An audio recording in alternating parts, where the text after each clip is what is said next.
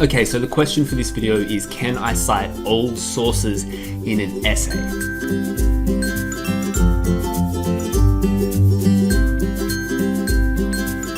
So here's the short answer. You probably shouldn't be citing sources more than 5 or 10 years old. That's because your teacher wants you to be referencing sources that are as new as possible. The newer it is, the better, because it's got all of the most up-to-date information in it.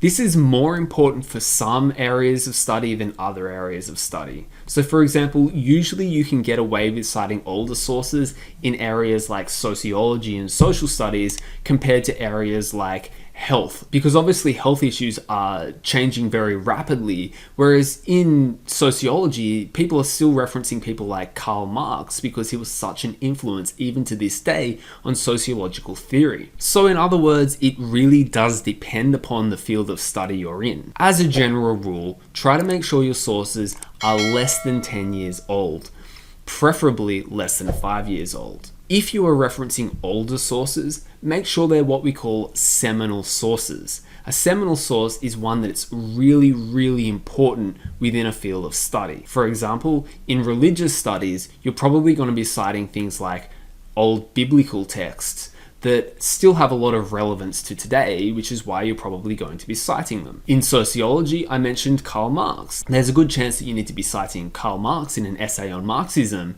but then you would also want to be citing newer sources that interpret that older text. So as a general rule, if you're going through your reference list at the end of your essay and you can see that more than say 2 in every 10 sources are older texts, then you really need to pause and have a think about whether or not they're important to include.